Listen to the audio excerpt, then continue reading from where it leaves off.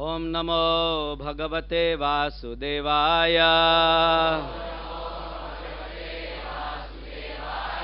ओम नमो भगवते वासुदेवाय। ओम नमो भगवते वासुदेवाय।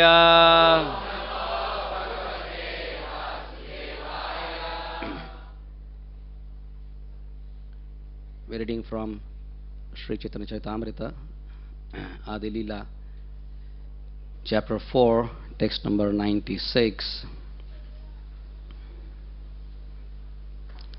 Radha Purna Shakti, Krishna Purna Shaktiman.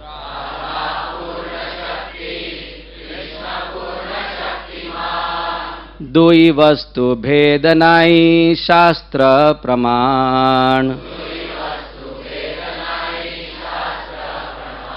Radha पूर्ण शक्ति कृष्ण पूर्ण शक्तिमान। दुई वस्तु भेद नाई शास्त्र प्रमाण। राधा पूर्ण शक्ति कृष्ण पूर्ण शक्तिमान। दुई वस्तु भेद नाई शास्त्र प्रमाण।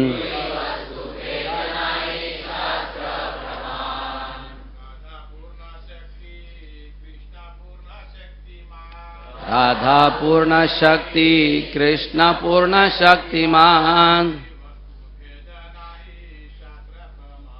दुई वस्तु भेद नाई शास्त्र प्रमाण। राधा पूर्ण शक्ति कृष्ण पूर्ण शक्तिमान। राधा पूर्ण शक्ति कृष्ण पूर्ण शक्तिमान। वस्तु भेदानाई शास्त्र प्रमाण। दुई वस्तु भेद नाई शास्त्र प्रमाण। लेडीज।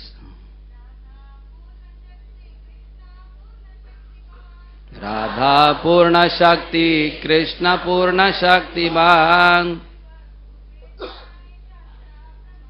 दुई वस्तु भेद नाई शास्त्र प्रमाण।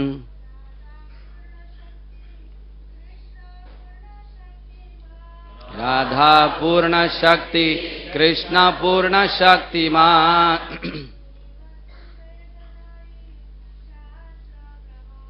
दुई वस्तु भेद नाई शास्त्र प्रमाण। राधा श्रीमती राधारानी, पूर्ण शक्ति, the complete energy. Krishna, Lord Krishna, पूर्ण Shaktimaan, the complete possessor of energy.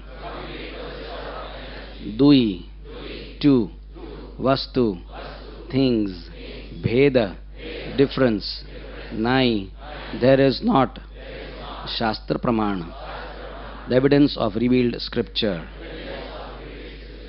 Translation by Srila Prabhupada. Sri Radha is the full power, and Lord Krishna is a possessor of full power. The two are not different, as evidenced by the revealed scriptures. Om Jnana Timirandhasya Jnananjana Shalakaya Chakshurun Militam Yena Tasmai Sri Guruve Namaha.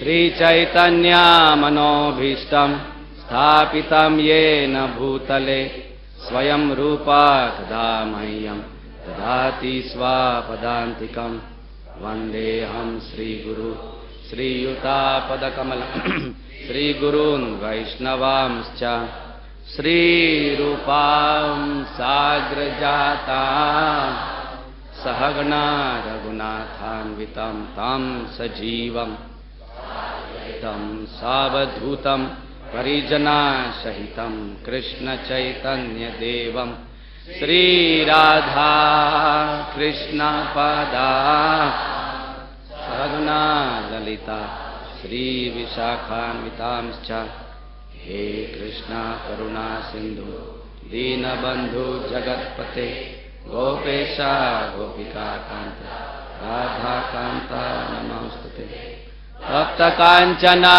Gaurangi Radhe Vrindavaneshwari वृषभानुसुते देवी प्रणमामि तप्त कांचना गौरांगी राधे वृंदावनेश्वरी वृषभानुसुते देवी प्रणमामि हरिप्रिये तप्त कांचना गौरांगी राधे वृंदावनेश्वरी वृषभानुसुते देवी प्रणमामि हरिप्रिये वाञ्छा कल्पतरुभ्यश्च सिन्धुभ्य एव च पतितानां पावनेभ्यो वैष्णवेभ्यो नमो नमः। श्रीकृष्ण चैतन्य प्रभु नित्यानंद श्री अद्वैत गदाधर श्रीवासदि गौर भक्तवृंद। हरे कृष्णा कृष्णा कृष्णा हरे हरे हरे राम राम राम हरे हरे। हरे Krishna.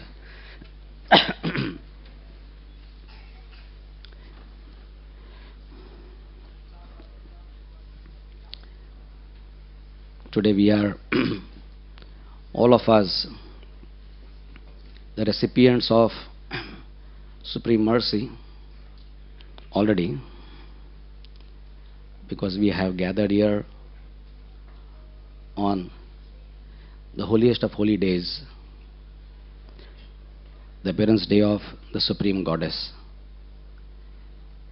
our most worshipable Srimati Radharani. I must admit my genuine disqualification in being able to even do the slightest justice to this very, very confidential subject. And I feel more acutely than ever about my inadequacies of life in being able to speak on a person who is so very great that even Krishna does not understand her. So, what to talk of tiny Jivatmas, what do we really understand about her? In an extremely feeble attempt to speak about her glories, we shall all together participate in a discussion which will hopefully inspire us to become even more dedicated than we are as humble servants of Srimati Radharani.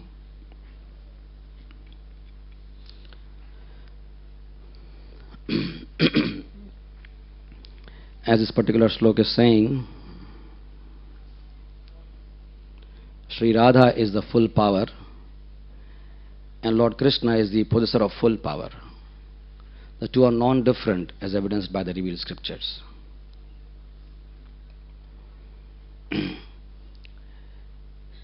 Rajavidya Raja Guhyam. Spiritual life is a subject of a very confidential nature. And especially when it comes to subjects of Radha and Krishna, as Prabhupada says, they are a puzzle, a great puzzle for anyone to understand. Even the soul is so difficult to understand. How the soul is really working in this world and making the powerful elephants move and the whales move and how every amoeba is moving and how we are functioning. The soul is actually a very mysterious particle. And the biggest brains in the world don't understand the real God particle. Not the hypothetical, illusory God particle. So when the soul itself is so difficult, and Shastras will give so much evidence to understand what the soul is, and even then most learned scholars don't understand what the soul is. Prabhupada says Professor Kotowski could not understand there is reincarnation because the soul never dies. So, here is our level, that we are unable to understand truly the nature of our own self, the soul. Or talk of understanding this material world and its complexities.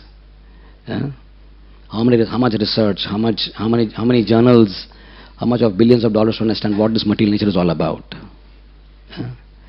There are more than about 3 lakhs of medical journals in this world. There's medical journals. What to talk of all the journals of different other things, all talking about research and all. So it is so difficult to understand even material nature. And then Krishna himself says in the Bhagavad Gita that I have not understood Namavidu Suragana, great demigods, Maharishis cannot understand me. Krishna is not understandable. He is a very, very, very difficult person to understand. He is so great.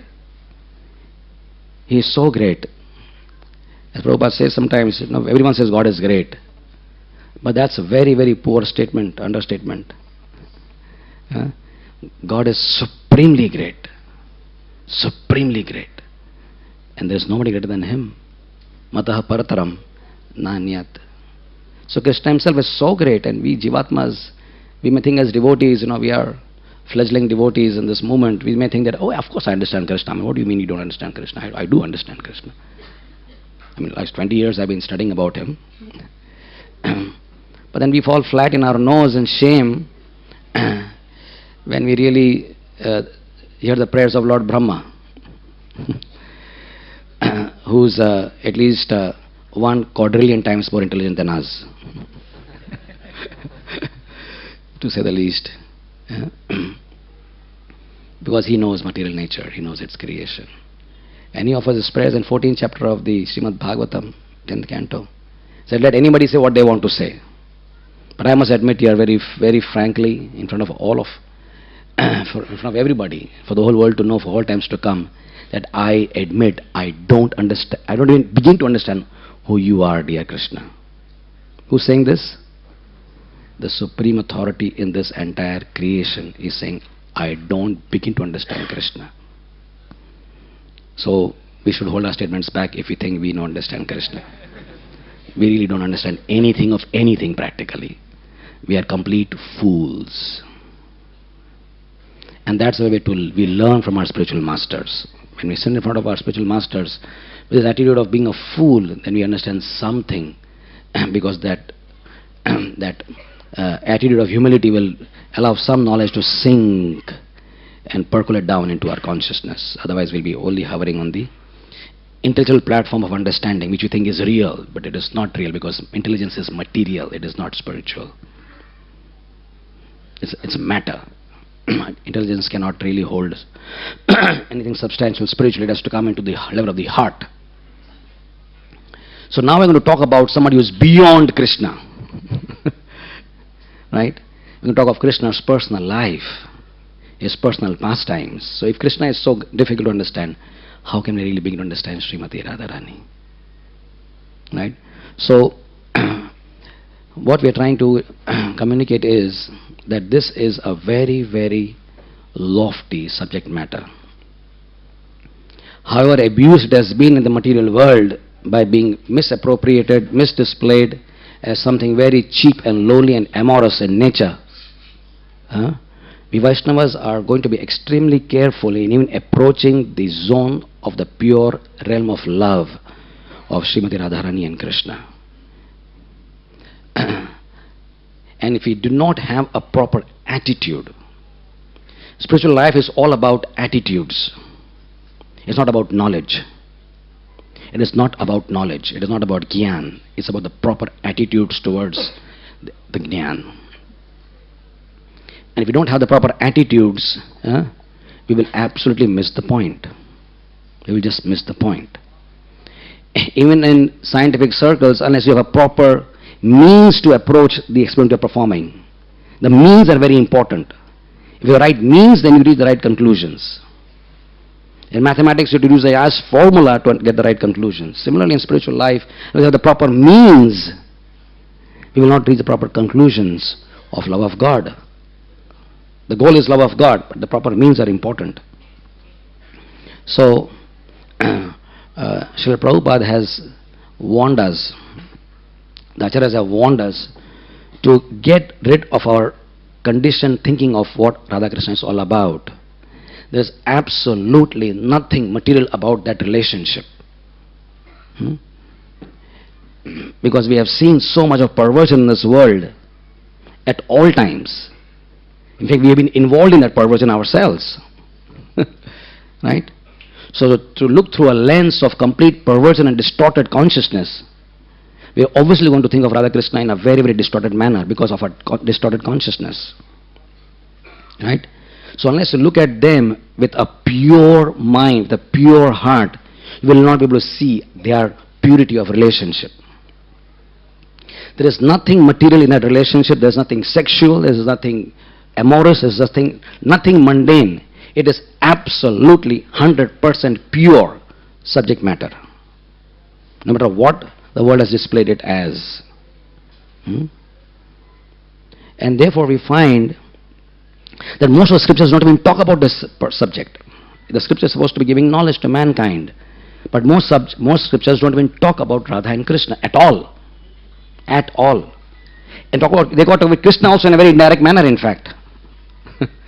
The Upanishads talk of Krishna in a very indirect manner. So they even don't approach Radha Krishna's pastimes. They're extremely cautious. Vyasdev is extremely cautious in doing this.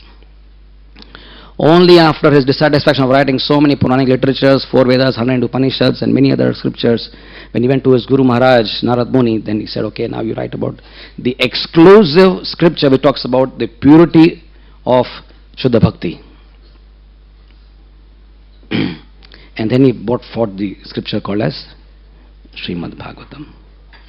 And that way doesn't begin with Radha Krishna, it begins with that Krishna's lotus feet, which drives you upwards, gradually into levels of purity, where we understand what is Krishna's glory. His various avatars are explained. So difficult to understand Krishna's avatars. Krishna coming out from a pillar, well, we say we accept it for granted, but it's a very mysterious thing. Krishna coming out, Krishna is manifesting himself as a huge form of Trivikrama, or holding a size of, I don't know how much, 800 million miles of Kurma avatar. Hare Krishna. No, even Krishna baffles us completely. How can you have a tortoise which is 800 million miles in size? We have seen tortoises which are so small, less than a feet. Right? Krishna is just a huge tortoise. And this is just a small fragmental portion of Krishna's expansion. So even we have tough time appreciating that. And then gradually, only in the 10th canto, Vyasdev begins to write about Krishna's pastimes as coming from the lips of Shukdev Goswami. And even then we understand that Srimati Radharani's name is not even mentioned even once in the 18,000 verses of Srimad Bhagavatam. Not even once her name is mentioned. Even though the entire scripture as such is designed to bring us to Radha Krishna, to bring us to Vrindavan, to bring us to the purity of love of the Brijvasis. It is designed to bring us to that level of pure love and its understanding in its complete, fullest manifestation. Even then, the author, the speaker, do not even mention the name of Srimati Radharani. That's how sacred her name is. That's how pure she is. And that's how confidential she is. So we cannot just feel like Sahajya saying Radhe Radhe, in a very cheap manner. It's not a cheap thing to say Radhe Radhe. We may say it, but there has to be a deep sense of complete reverence and a level of complete sanctity to even utter that name, Sri Radha. Because even Shukdev Goswami does not dare to speak this. In front of whom? He is not sitting in front of materialistic people. He's sitting in front of big, powerful yogis, tapasvis, jnanis, siddhas. And even in front of them, he doesn't want to enter the name of Radha. Right? And that is one of the reasons why he would not speak Radha's name. Further it is explained that of course Shukdev Goswami is Srimati Radharani's parrot, a very confident associate of Srimati Radharani. and is uttering her name is so imbued with love for Krishna. She is Mahabhava Swarupini, embodiment of the highest ecstatic potency towards Sri Krishna. That's her Swabhav. That's her very existence. She is Mahabhava Swarupini. Right? So to utter her name, which is so filled with ecstatic love, would immediately drown Shukdev Goswami in a pool of ecstasy of such an uncontrollable nature that he would not be able to recite and do his service of giving his narrations to the audience, and especially Parikshit Maharaj, which he has to finish in just 7 days. The time limit is there. It's actually a deadline because he will be dead after that. So there's a deadline, actual deadline. So he had to finish what he had to finish. So then he would not utter her name, because if he goes into a trance, he won't get up. Right? So these are the important reasons to understand that Radharani's subject is very confidential.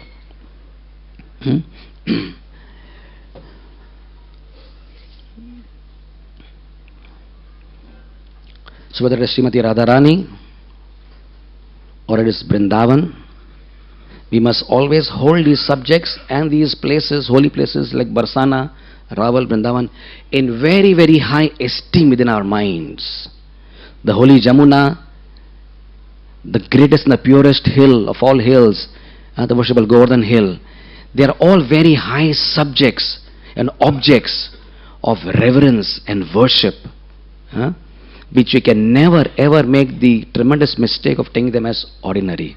Nothing in spiritual life is ordinary except our stupid consciousness. Only we are ordinary, that's all. We are completely ordinary.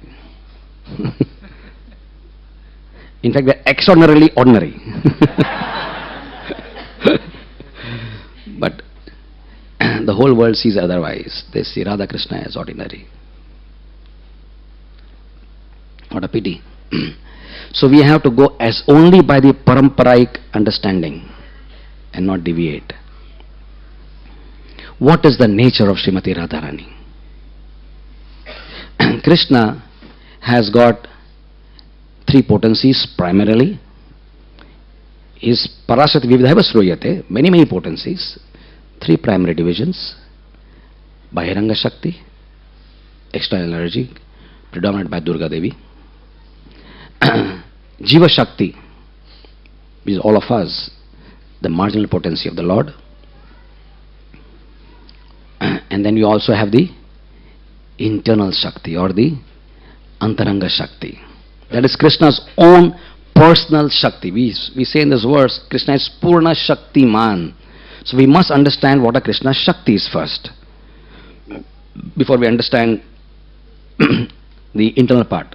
It is full of all these 3 Shaktis. So there are 3 primarily internal Shaktis. Okay? 3 parts of the Antaranga Shakti of the Lord: Sandhini, Samvit and Ladhini. It is these 3 Shaktis which manifest the entire spiritual world, inasmuch as the Bhairanga Shakti manifests the entire material world. Right? So everything in the spiritual world is understood on the level of these 3 Shaktis. Everything is a manifestation of these 3 energies. Sandhini is the Shakti, which is the Shakti on which Krishna's own existence is based. His existence is based on the presence of the Sandhini Shakti. And the essence of this Sandhini Shakti is Shuddha Sattva. Everything, Krishna, his parents, his bed, his land, of Vrindavan, the trees, the creepers, the birds, everything is a manifestation of Shuddha Sattva. That is the essence of the Sandhini Shakti, which is the basis of Krishna's existence. The second is called as Samvit, the potency of cognizance. The cognitive potency of the Lord is called as Samvit, which can be also called as knowledge. Vit means knowledge. It is by this Shakti that the Lord knows himself and the Jivatmas know the Lord. So when you're best blessed by the Samvit's potency, we begin to understand what is Krishna. we get cognizance of Krishna's nature. Huh? The basis of that is that Krishna is the Supreme Personality of Godhead. That is the essence of this Samit Shakti. And the third Shakti is that Shakti which gives Krishna himself pleasure. And if Krishna is the enjoyer, then he has to enjoy. Right? But Krishna never enjoys anything inferior to him. He has to enjoy something which is equal to him in potency, in quality. So there is no question of even thinking that Krishna ever enjoys the material world or material relationships of dancing with other people's wives. Because to become pure, you meditate on Krishna, and that takes you out of the material energy. So that which is so pure, Jiva Goswami says, which is so pure that transcendentalists meditate on him to go out of the material world, how will that person meditate on the material world and enjoy that relationship? It's a very powerful logic of Jiva Goswami. So the world looks at Krishna as dancing with other people's wives in a material way, and then they have this dandiya, fandiya and everything else. Right? Which is a complete perversion, complete utter perversion, demoniac in nature, absolutely worthy of no sanctity whatsoever. Complete offense to the Lord. It's offensive, it's highly sinful to even go to even see these places and even get those vibrations hitting your consciousness. Right? It's so contaminated with the mode of complete tamagun and rajagun. And we're talking about sattva, suddha sattva stage. There's nothing suddha about that whatsoever. We all know that material world is ultimately a perverted place, the inverted reflection, and Dandaras is a classic example of that. Of the pure Rasa Lila of Radha and Krishna. Right? So this is the understanding. So Krishna has to really enjoy something which is of his equal nature. Therefore, he expands into two. Into a person which will fulfill his need for giving him pleasure. So it is like one enjoying in two. Now this is a very transcendental thing. How can one enjoy into two? Two can enjoy two. If there are two, then they enjoy each other or whatever. But how can one enjoy into two? This is transcendental mystery. Right? So they have the same nature. Radha Krishna, Dui Deha, Eka Atma, Dui Deha Dhari. It is only one Atma, but Dui Deha Dhari. So we should not make the mistake of understanding them as two different. They are actually one. In as much as the sun and the sunlight are one, and the heat and the fire are also one. But the most important part to understand as sadhakas is that you can't approach the sun without going through the sunlight.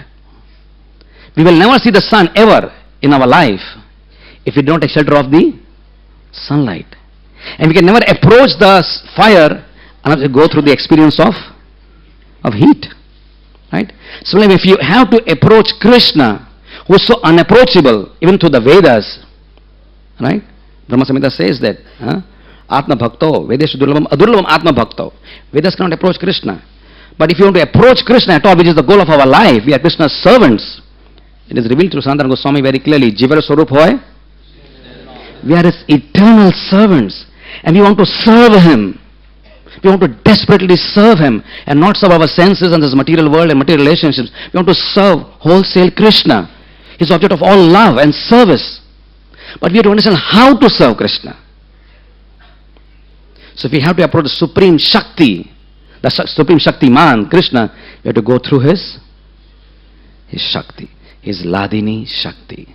Because through that potency, there's only one potency through which Krishna gains pleasure. So when you serve that Shakti, then Krishna gets experience of your service, which gives him what? Experience of pleasure.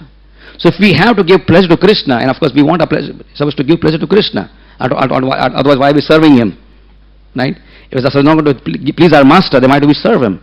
We want to serve Krishna, and we want to serve him in such a way that he also pleases him. But we have to root that service through the pleasure-giving potency of Krishna, that is Srimati Radharani. in Sri Vrindavan Dham, the time when Saraswati Thakur was walking with his disciples.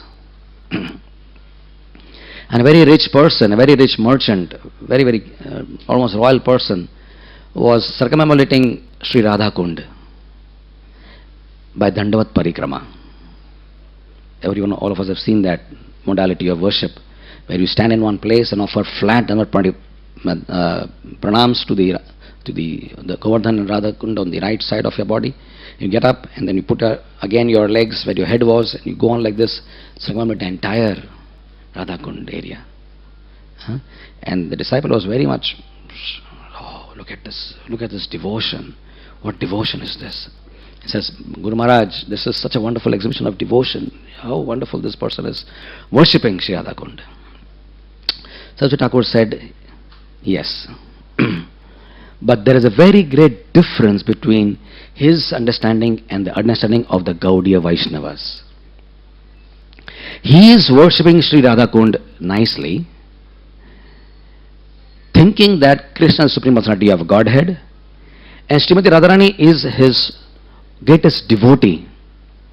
And since he wants to have her blessings and please Krishna, he is worshipping Radha Kund like this. But the Gaudiyas think differently.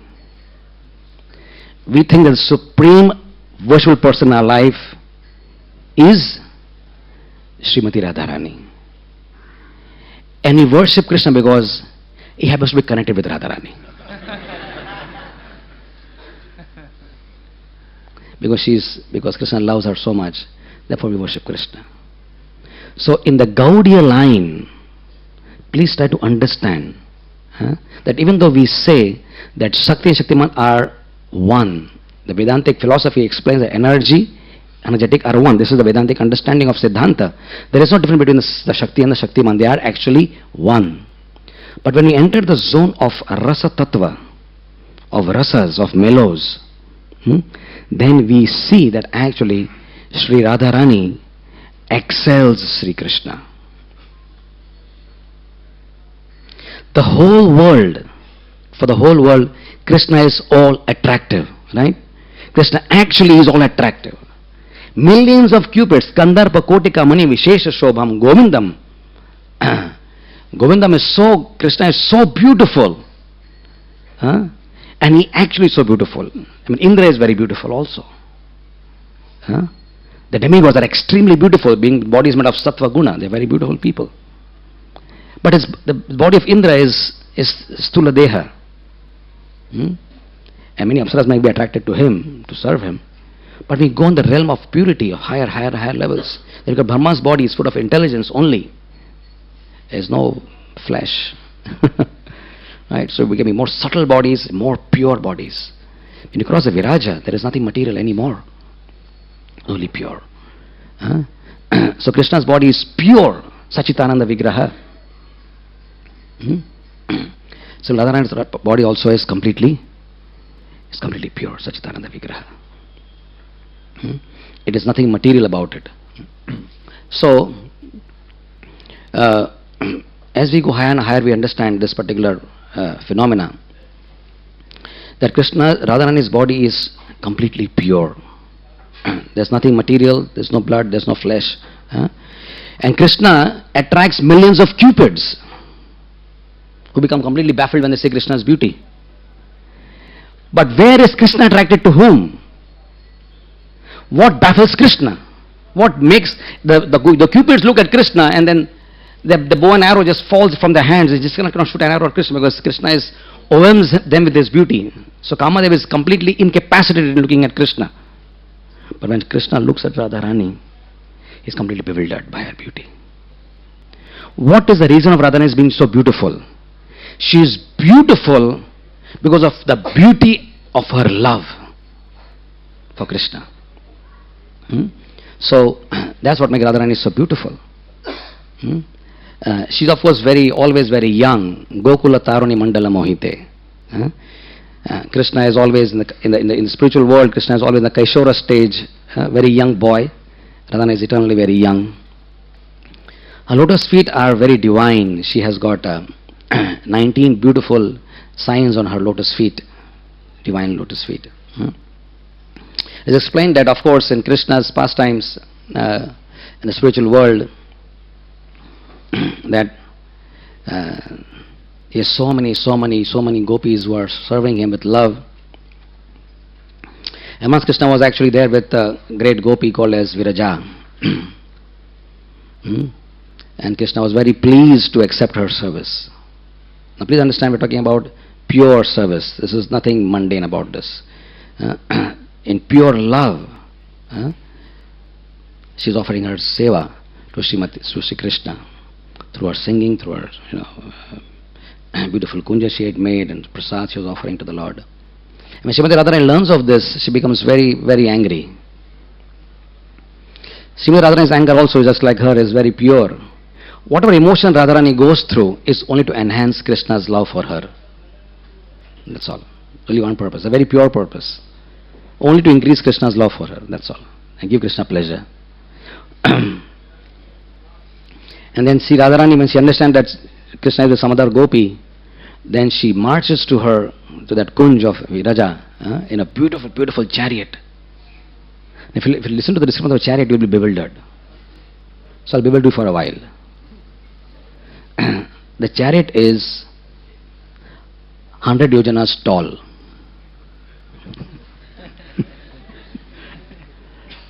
You see chariots here, right? Arjuna's chariot, Krishna's chariot. We have seen Ravan's chariot, powerful. Maricha's chariot. We have seen some of the chariots I explained. Ravana's chariot was very Matali, Indra's chariot, very powerful, 1,000 horses.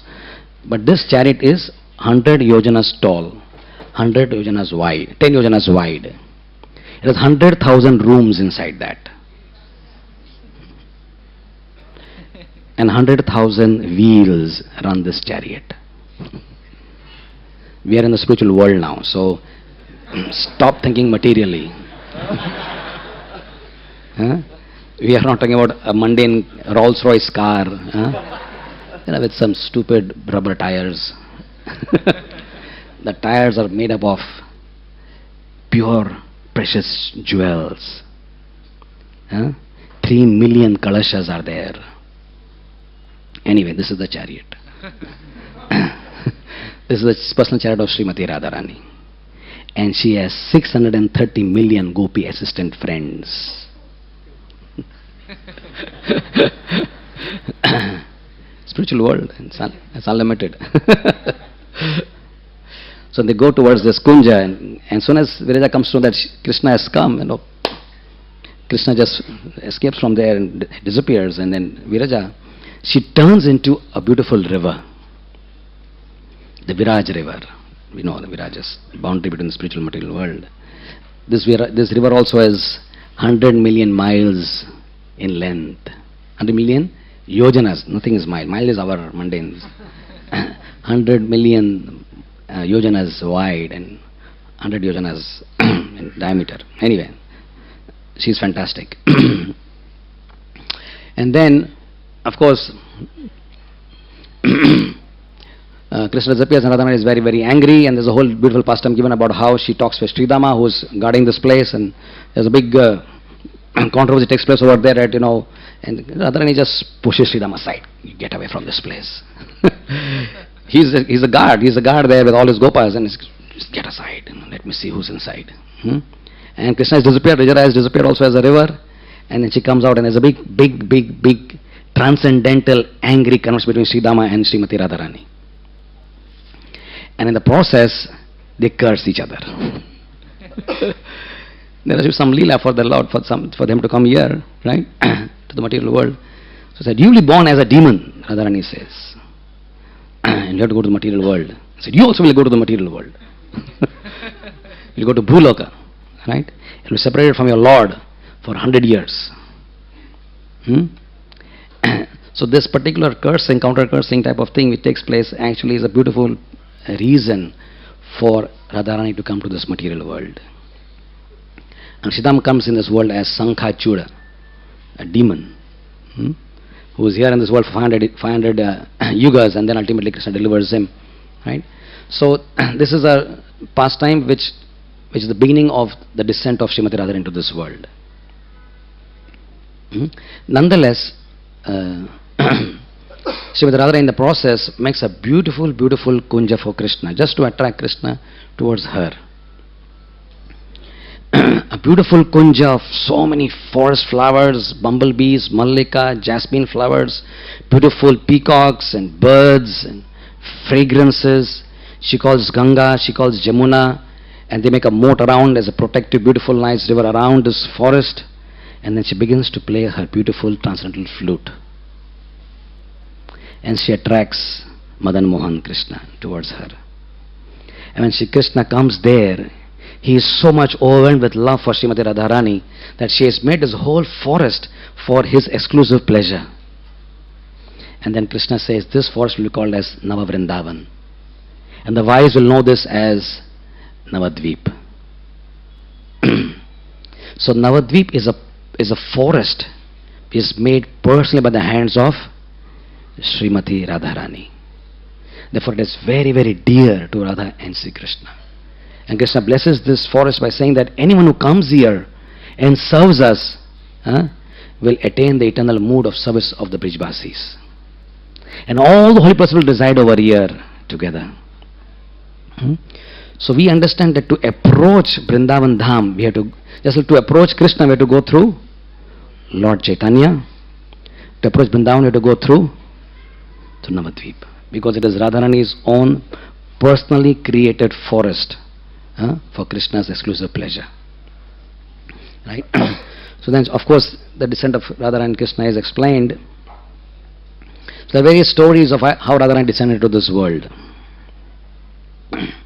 One of the stories given is like this. There was a Parvat called as Vindhya Parvat, felt envious of the Himalayas. So many mountains are envious of each other. This material world is based on the principle of Dvesha. Everything here and everyone here is infected with this very, very, very negative emotion of envy. So Vindhya is also, envious of Himalaya because he has Parvati, who is such a powerful daughter, to have Mahadev as his son-in-law. So he wanted to have a daughter, Vindhya Parvat, a daughter who would be so powerful so as to conquer Mahadev in war. This is his idea. So then he performs tapasya and then he pleases Brahma. And Brahma said, okay, I want to have a daughter who would be so glorious to marry a particular husband who will defeat Mahadev in battle. Brahma says, Tathastu. It's alright. But when he says, what did I say? Who will defeat Mahadev in war? Mahadev is Mahadev. People cry to him when before start the war, they say, Har Har Mahadev. The battle of Pandavas and Kauravas is Har Har Mahadev, Har Har Mahadev. So he is the one who blesses the war, the warriors with the fighting spirit, and he blesses them with his own Shakti. So then he said, who will defeat Mahadev in war now? Only one person can do that, that is Krishna. That means Krishna has to come as Vindhya Parvat's son-in-law. Okay. That means Vindhya must get Radharani as her daughter. Okay. So it's a little bit puzzle for him. How to make Radharani become Vindhya Parvat's daughter. So it became like a big thing for him. So he went into meditation. Because his boon cannot go in vain. And he pleased Sri Radhika. And expressed to her that this is what is supposed to happen. So then it is arranged very beautifully. The whole pastime is explained. That a big yaga is performed, and then by Vindhya Parvat, and Srimati Radharani is born as the daughter of Rishabhanu, and Chandravali is going to be born as the daughter of. She's actually in the womb of Chandrabhanu and Rishabhanu, Chandravali and Radharani in the wombs of the wives of Rishabhanu and Chandrabhanu. Just like that. So now from there, they're supposed to be transferred, correct? So what really happens is Yogamaya transfers these two divine children from the wombs of the wives of Rishabhanu and Chandrabhanu to the womb of the wife of Vindhya Parvat, correct? And then when they are born, there's a big yaga, big celebration. These two beautiful daughters are born to the wife of Vindhya Parvat. And there are so many sacrifices and mantra uchar and big celebration. But at a particular point of time when Krishna was born, this is almost contemporary to Krishna's birth. When Krishna was also born in Mathura, and then he was, as we know, transferred to Gokul. But then then Vasudeva went to Gokul and fetched the daughter of Yashoda, who is of course Yogamaya. And when Kamsa held Yogamaya and wanted to smash her, even though she was a girl, and this daughter revealed that actually the killer is already born, number one. And number two, you are the same person who's Kalanemi, who's going to be killed by same Krishna in this life also. And there are 8 Mahashaktis who will also be born tomorrow. So that also was revealed to Kamsa. So Kamsa becomes so scared, and then they will have husbands who will be the emperors of this world. So he knew there's a big competition for him now. Because once again, he is the most powerful. So he knew that these 2 powerful Mahashaktis will have husbands who will conquer him. So then he fetches Putana and tells her that you destroy all the boys born and abduct all the girls born also. So Putana is in an aerial survey, finding out where these, what's happening in which place. And then she kidnaps these 2 daughters, the daughters of Vindhya Parvat. And she's flying with them in the sky. She's Khechari, she can fly. And when she's flying, the Vindhya Parvat says to the Brahmanas that please destroy her right now. So that she releases my children. As mantras are being chanted, Putana becomes slackened in her power. And she's not able to hold these 2 babies anymore. So one drops at Vidarbha, where the great Bhishmaka fetches her and raises her up for 5 years. And she becomes a great Chandravali. Right? Jambavan goes and fetches her and brings her back. And this other daughter is dropped as she enters Braja. Right? And as soon as she drops, Purnamasi, who is always, Purnamasi is like the Yogamaya potency of the Lord. She's always orchestrating every event which takes place. She's got a radar or whatever you call it. She has her potencies whereby she can understand what's happening in Braja. And she goes and fetches this girl and gives it back to them, back to Mukhara Devi. Mukhara Devi is the grandmother. I said, this girl will be the daughter of your son-in-law. So that's how again Srimati Radharani comes there. Anyway, so in this way Radharani is born into this world. And there are various other stories given also. But there's one verse in which we heard most commonly is about when Vrishabhanu Maharaj, because he didn't have children, he's meditating. He goes to Raval and goes and meditates on the bank of the Jamuna, because the bank of rivers are very auspicious for getting children, it says. And then he sees a beautiful 1,000-petal golden lotus flower which comes floating along the beautiful Jamuna. When his eyes open, he sees this beautiful baby inside. And Brahmaji comes and tells him that this baby is Supreme Goddess of Fortune, and she'll be your daughter. And then she gives it to Kirtida. So there are several versions of Radharani's birth in different kalpas. She's born in different ways. So then there's great rejoicement at Radharani's birth. But there is one problem. What is the problem? It appears that she is not able to see or speak or even hear. She is deaf, dumb and blind. And the news of Radharani's birth is spread around. There's a big function, everything else. And many people are invited by Vrishabhanu and Kirtida Mataji to come into the palace for bless. But there is a subdued amount of pleasure in one sense, because they see that the daughter is really not really born to the fullest with all her potencies, with all her faculties. And then Narad Muni comes in, and he comes to Krishna's place and see Krishna is born, and he also realizes that now that Krishna is born, his eternal consciousness is born somewhere, and he goes to various Brihbasi's house and figures out that she is born in the house of Vrishabhanu Maharaj. And he goes inside. Vrishabhanu Maharaj says, I have this beautiful son. So Narad Muni blesses him, he'll be Krishna and Balram's nice, beautiful friend. And we also have a daughter. If you can just kindly bless the daughter to become normal, we'll be very pleased with you. So Narad Muni goes inside the chambers. And the moment she sees the beauty of this young girl, because she is the embodiment of all beauty. Her beauty is so great that she attracts Krishna, who is already himself so beautiful, right? So we cannot compare a small girl, of this material world, born in this amniotic fluid, to be anywhere close to this beauty, right? So in this way, Srimati Radharani is there, and Radharani offers beautiful prayers to her of complete surrender and devotion. And then she manifests a Kaishwari form, and that form is sometimes, as one of the Brijvasis drew this picture and gave it as a painting to Radhanath Swami, as a memento when he was leaving Vrindavan to go to New Vrindavan. And we have seen that picture. It is one of the rare collection which Radhanath Swami has got in his personal.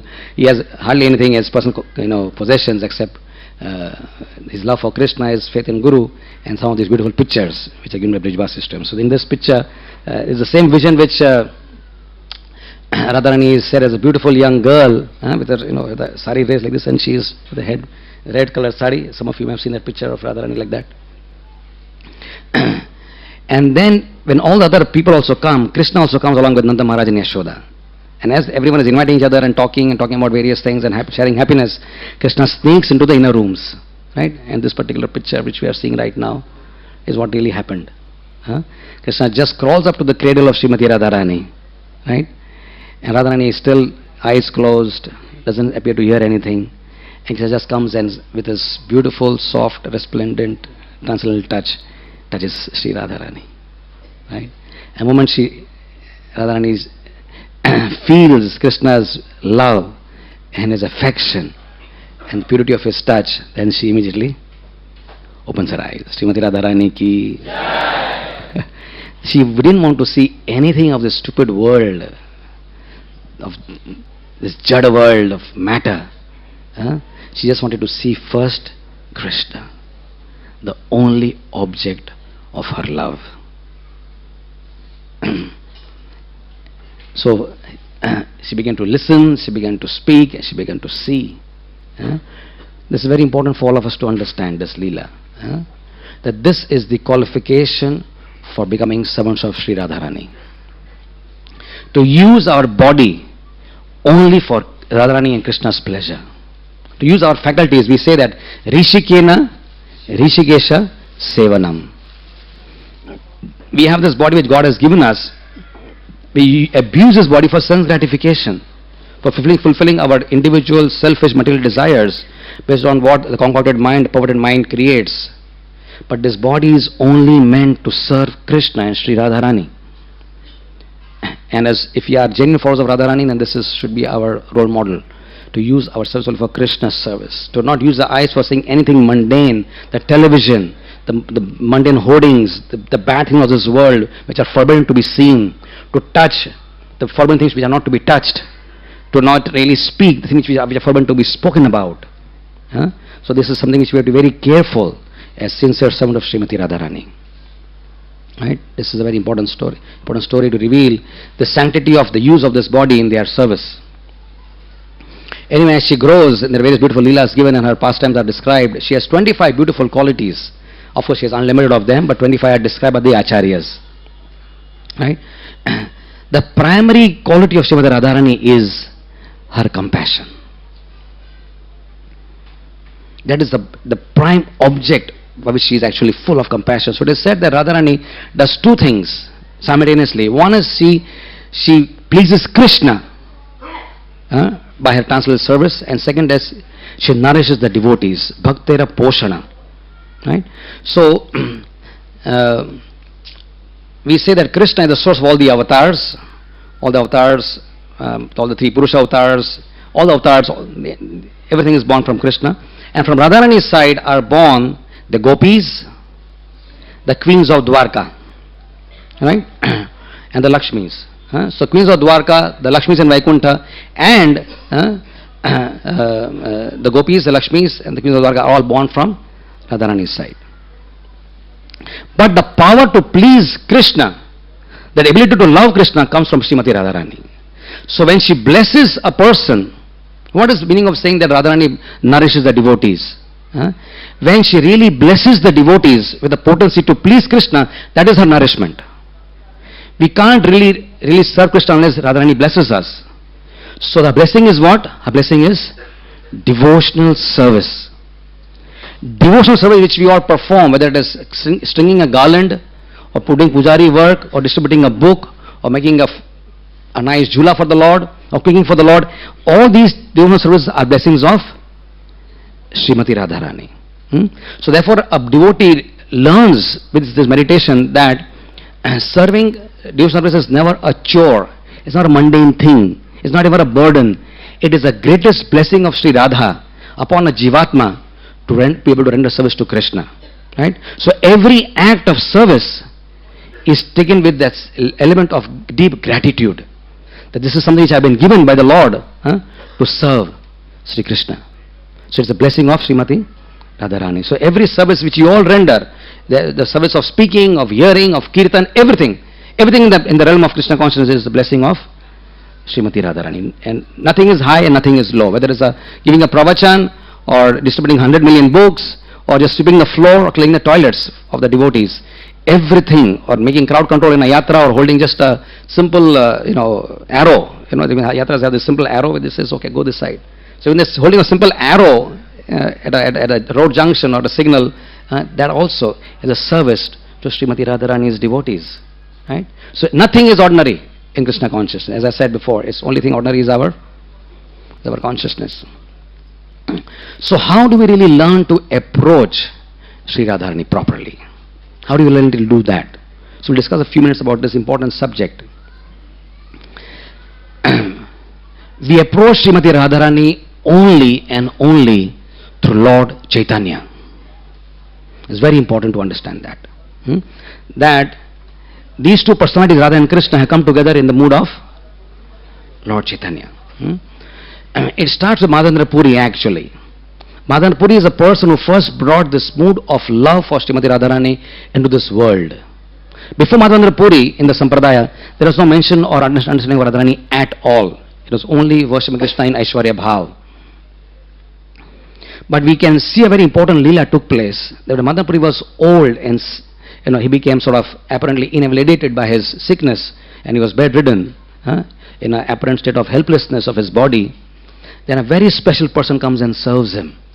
That is Sri Ishwarapuri. Ishwarapuri's service to Madhavendra Puri is so glorified. He would clean his stool and his urine and bathe his body like a humble menial servant. And he would read the pastimes of Krishna for the pleasure of his Guru Maharaj.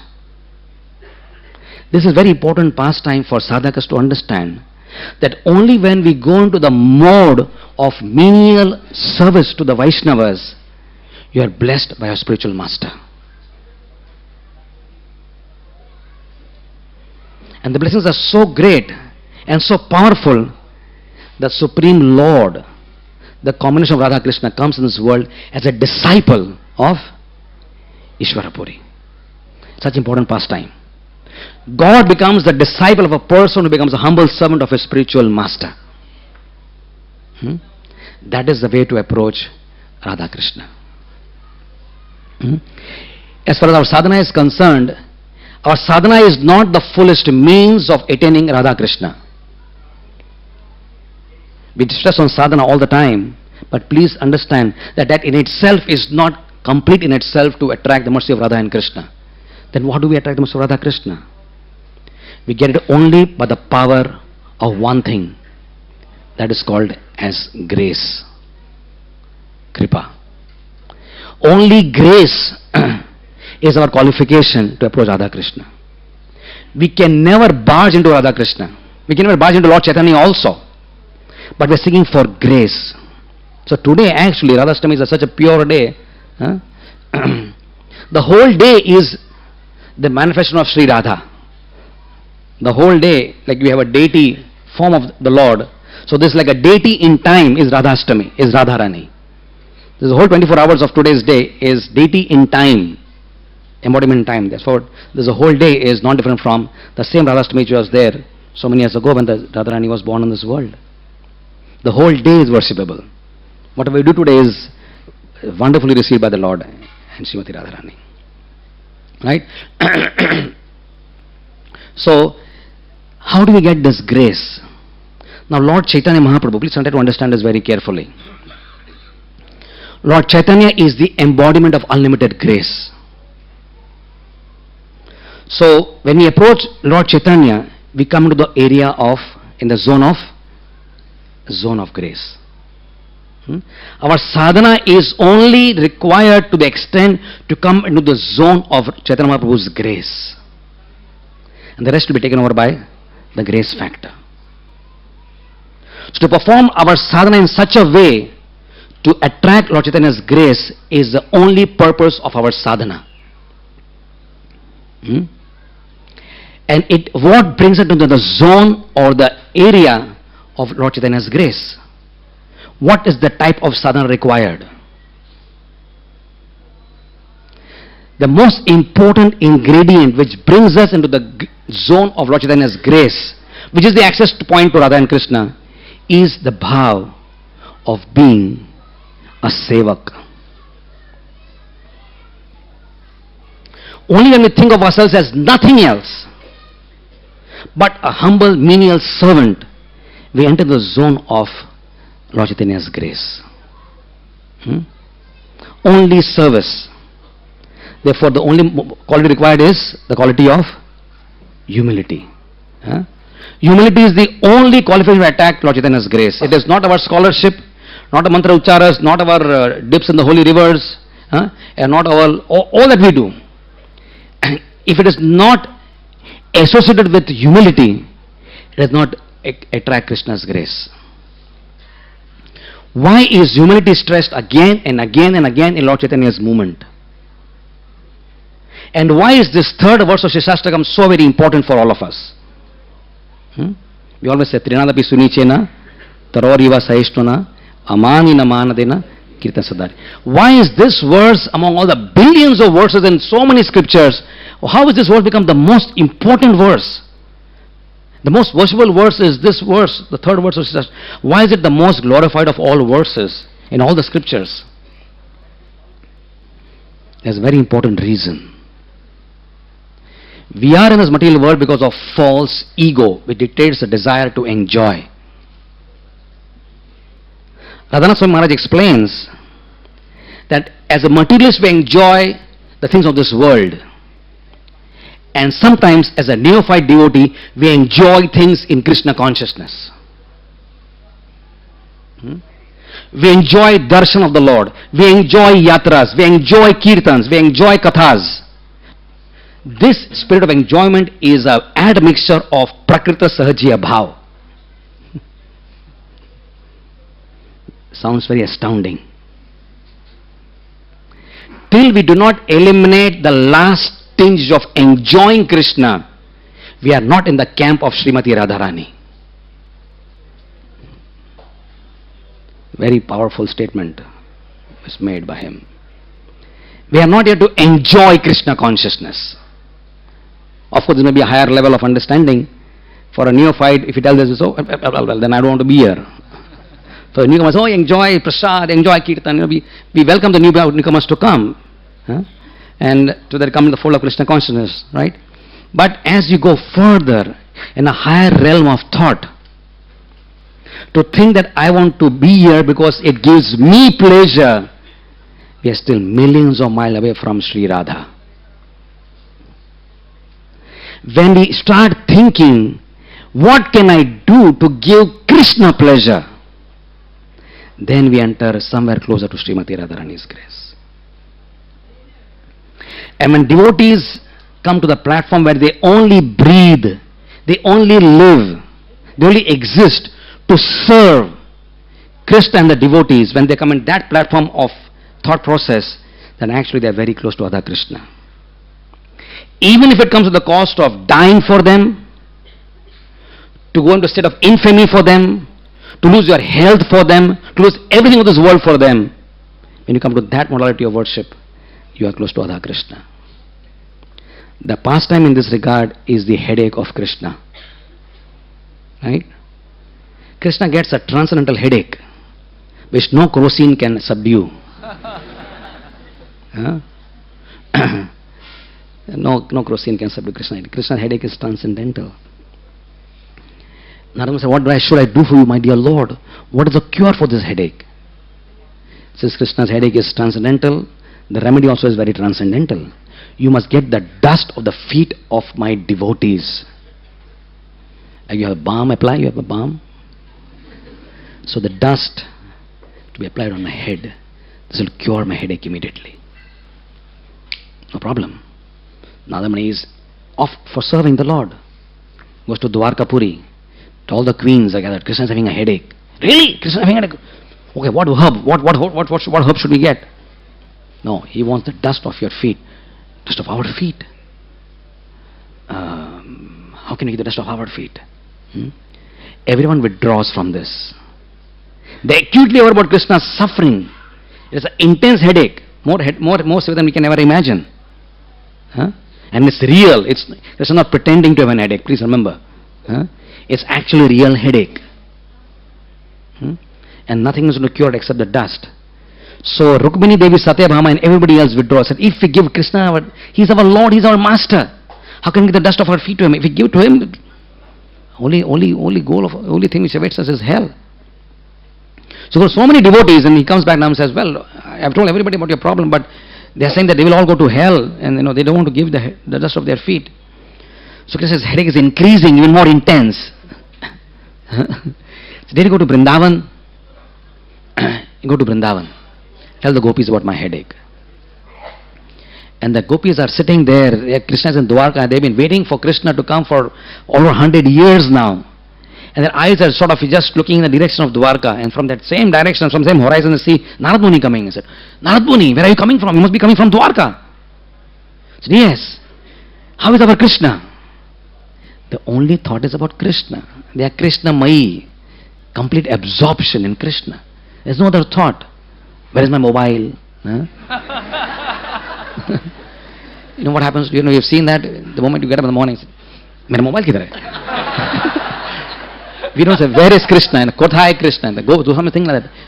Hey Radhe Braja Devi ke, hey Lalite, hey Nanda Sunakuta. Where are you, my dear Krishna? Where are you, my dear Radharani? What is our bhav? Where is my mobile?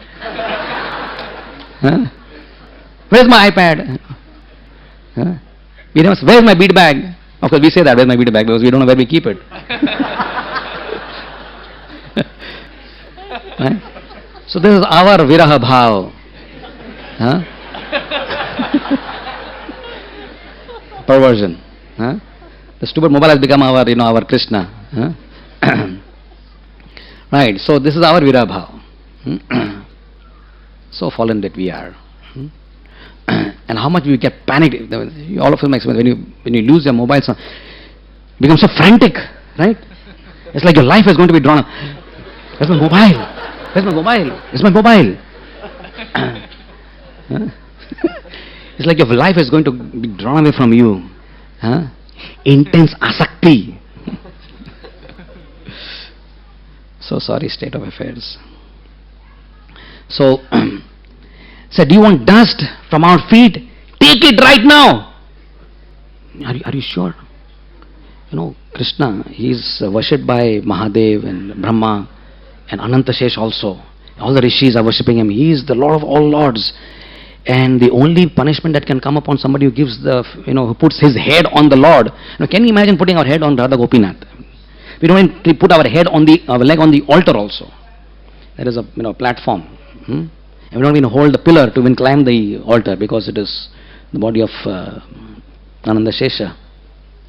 Right? So we have to be so careful on the altar to not sneeze or cough or touch anything bad, or if you even touch your own cloth, your own dhoti or sari, then you have to wash your hands with Achman 3 times and then again touch the Lord's paraphernalia. That's how important and pure the altar is. And imagine putting your head on Gopinath. Vishnu, Vishnu, Vishnu, right?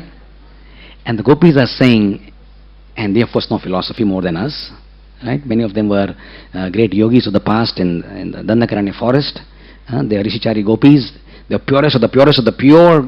And when they saw Sri Ram, they wanted to, have a relationship with him in conjugal ras. So they are so pure, they are transcendental. They know all philosophy and more, right? So they are not ordinary mundane people. Said, take the dust, take bags full of dust. And what is the reply to Narad Muni's question? When they are informed that you will go to hell for this. The gopis tell, we do not going to hell for our entire time of eternity. If it gives Krishna relief from headache for 1 second. This is the exalted nature of the love of the gopis of Vrindavan. It's not just a nice story, but the amount of impact the story has to have on our heart. It is this quality of surrender, utmost surrender of your life. What of losing your health and infamy? You don't mind going to hell. We know what hell is, right? I think we don't know what hell is. We know what the Bombay is, which is as good as hell. But what is hell? And what is living in hell for 1 second? What is living in hell for a lifetime of Brahma? And being there to give Krishna relief for headache for 1 second. So this is the quality of sadhana. That when sadhana is such that we are willing to live and die for Krishna's pleasure, that is the realm of Radharani's grace. Two powerful examples. Sri Ramchandra ji was in the forest of forest of Dandakaranya. And this powerful demon, Ravan, kidnaps Srimati Radharani's expansion as Mother Sita. Who is that devotee who goes to save Mother Sita? It is an insignificant vulture, a lowly bird, Jatayu. Jatayu swoops upon Ravan with talons and his powerful beak and his wings. He smashes the chariot, kills the charioteer and destroys the horses, and even pulls off his armor. He is very old person, 60,000 years old person. He has no strength. When he was young, you could circumambulate the sun also. But now he is so old and he is about to die. And Mother Sita is crying, please, please, please, do not do this. And Jatayu cannot allow Mother Sita abducted in front of his own eyes. It would be such a blasphemy to have a deity pulling away the object of his love and worship. And he keeps on fighting with this powerful young Ravana who has all mystic powers. And Jatayu gets exhausted. And Ravan sees that he just chops off his wings and cuts off his legs. In a pool of blood, bleeding profusely, Jatayu falls to the ground, breathing his end. And what is the glory of Jatayu? The Lord Ramchandra comes from the same forest, looking for Mother Sita along with Lakshman. We know the story, right? First he didn't identify Jatayu, but then he sees he's saying Ram, Ram, Ram. He's chanting Ram's name. Ram, at that time, Lord Ramchandra holds Jatayu in his own hands, puts him on his lap, right? Said, you will go today to my eternal abode. The thing which he did not do for his own father, he put in one sense Jatayu even higher than his own father by giving to Antinti Sanskar of Jatayu. This is the quality of a devotee of Srimati Radharani. We should also mention today a very important personality. Radharani is, as we said before, the Ladini Shakti of Krishna, is it not? We should be talking about Ladini Devi also. In a few days from now, today is Ekadashi, today is Ashtami, in 3 days will be Indira Ekadashi. And we do not want to lose the opportunity of remembering that person again, who was one of the finest devotees of Radha and Krishna in this world, in the movement of ISKCON, Ladini Devi Dasi, a very, very dear disciple of Srila Prabhupada. Her life is glorious, but in this context of today's narration, how selfless devotees become. As we all know the story, some of you may have seen the performance also, which was there, which was performed on her. It was a terrible time in South Africa, and there were dictators who were there. And the devotees were so fearless that even the dictator ruled with so much of massive, savage, brutal warfare. People are being killed. There are 7 warring factions. People are killing each other. There are dictators there. Complete chaos. There's no food, no water, nothing. Devotees are risking their lives, walking through all this war field with prasadam packets in their hands, giving to the wounded people who are dying and the soldiers who are dying.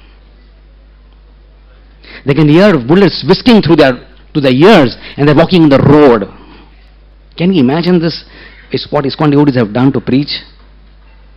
Huh? Walking through a war field, giving prasadam to dying devotees, dying people. And the leader of all this inspiration was coming from Ladini Devi. She was a leader, she was an inspirational force. Huh?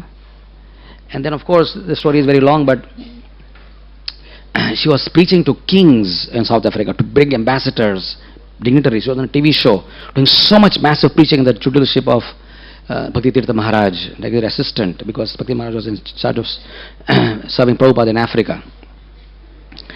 And a call came from America that all Americans who are in Africa should leave that country because there's a riot there. There's a political riot, there's a coup there, right? So everyone should leave. Radharani Mataji could have left Africa for the safety of her life in the ship which was designed only to take Americans from there back to US. She did not deliberately go. She didn't want to leave the service of the devotees. And a crazy dictator, one Mr. Johnson, Prince Johnson was his name, he became so vexed at the devotees for some comment which they had made on him. And he was just beginning to get a little favorable, but then these demons are so crazy, the mind can just change in a moment. So they attacked the temple in Liberia, a small country in Africa, South Africa, in the middle of the night. They ransacked the temple, pulled out the devotees, abducted them and took them to the riverside. You know the story, right? And all lined up in a row. Radhi Mataji was there. Another Mataji was there, Yogamaya. So Johnson said, I will not kill the women. Women should leave. I'll kill only these male devotees. So the other Mataji, Yogamaya, left. The logical thing to do was to just leave that place because someone wanted to kill you on the gunpoint. Anybody would have done just that. It's the most wise thing to do. Correct? Somebody is giving you a chance, I'm going to kill you, only just leave this place and I won't kill you. What will we do? Obviously we will leave that place. It's the most natural, biological instinct to live. You just leave that place. Radharani Mataji did not leave. She stayed there. So you cannot kill the devotees in front of me. Your bullets have to pass through my body. So she stood there and she was shot. And all the devotees were shot.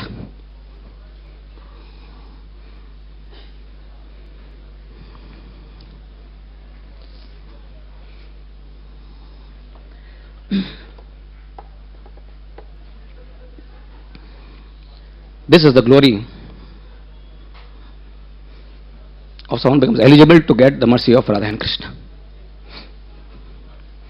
Nothing cheap, nothing ordinary, nothing mundane. The willingness to die for Krishna. Maharaj explains in one beautiful lecture. To get Radha Krishna, you must first die. A great devotee called Hayagriva Das, Prabhupada disciple, said, die to live. This day is to learn this art of dying to live. What does it mean? To die to live means to kill the false ego. The desire to enjoy separate from Krishna is our worst enemy. If we don't destroy this false ego with the power of humble, menial service to the Vaishnavas, we can never go to Radha Krishna. We can never end up in Vrindavan. We will never understand Braja Bhakti. No matter how many kathas we attend on the subject, no matter how many lilas we will hear from the 10th canto, we can never enter that zone of pure love. It's not just by meditating on Radha Krishna that we enter Radha Krishna's Lila.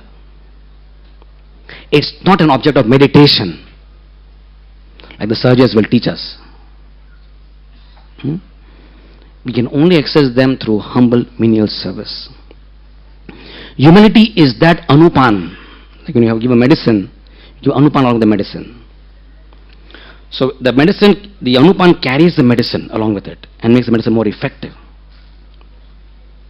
Like you give honey along with a particular medicine. The honey carries the medicine into the body, into the cells. Right? So humility is that anupan. When the medicine of Shuddha, when the medicine of Hari Nam is coated with the anupan of humility, then and then only the Harinam becomes effective. If we don't coat our service with the ample salve, with the ample balm, with the ample lotion and lubricant of humility, the Harinam will go and water the weeds of anarthas in our heart. And the arrogant devotee becomes more arrogant when he chants Hare Krishna. A proud devotee becomes more proud when he chants Hare Krishna. Because the Harinam is watering the weeds of pride and ego and lust in his heart. Only when we coat Harinam with the balm of pure humility. And what is humility? I am nothing, I will be nothing, and I want to be nothing. Then the humble, menial servant of the servant of the servant of the pure devotees of Radha and Krishna. When that and that alone is our mood within our heart, only then the service offered of whatever nature it may be pleases Radha and Krishna. So that is the most important lesson to learn today. To be begging Radharani today. Today is a day for begging. I remember we went to Barsana with Radhanath Swami years ago, and that emotion is very powerful in my mind still. How Maharaj beautifully and extremely effectively created the mood of the pilgrims at that time who were there. That we were standing in front of Radharani's Ladlilal temple, said, we are all here as beggars. We have only, and what is a beggar? A beggar has no qualification. He just puts his pallu out and says, give me, please give me.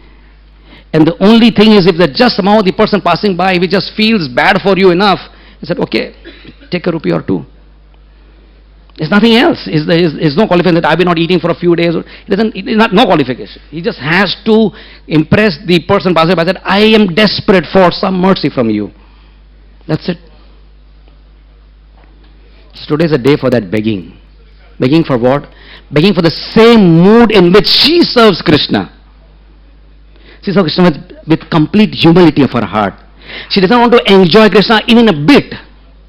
She wants to just simply give pleasure to Krishna through her words, through her dance, through her singing, through her dress, through her smiles, through her glances. She wants to just give pleasure to Krishna and expect nothing for herself. So when we expect nothing for ourselves and we want to give and give and give and give, that humility of heart is what we want to beg Radharani for today. And if we beg in this way, today she is going to be extra merciful. She is already born as Lord Chaitanya, and who is the ocean of mercy. Namo Mahavadanyaya Krishna Prema Pradayate Krishnaya Krishna Chaitanya Namani Gauratushe Namaha. He is already giving Krishna Prema to everybody.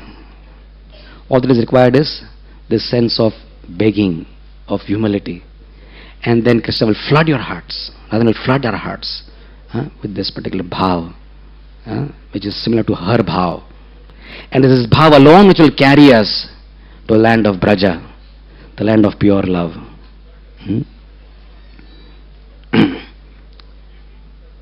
So we are very, very grateful today to our beloved Acharyas for giving us this beautiful day to celebrate. We'll be watching Abhishek now, and we have this beautiful, nice, look at the altar today. It is even more Vrindavan than before. It is already Vrindavan, but it is even more Vrindavan. We have the Kadamba tree here, beautifully, Radharani's favorite tree, Krishna's favorite tree. Then you have a Chiku tree there. Did you know that Radharani's favorite fruit is Chiku? So there's a Chiku tree there. And if you hear from the altar, there are nice peacocks which are, chirping there, they're making cooing sounds there. And I also was told to announce that today the prasad which is prepared, the bhoga is offered to the Lord for the devotee's pleasure, for all the preparations done for Radharani, consists of 900 special liters of milk which is brought from Pathmeda, which are one of the purest cows in the land of Rajasthan, probably the purest cows in India, the natural breed. So 900 liters of milk has been brought to serve the Vaishnavas and to serve their divine couple. So this was all arranged by Tulsi Priya Prabhu, who's who's one of our great lovers of the Lord.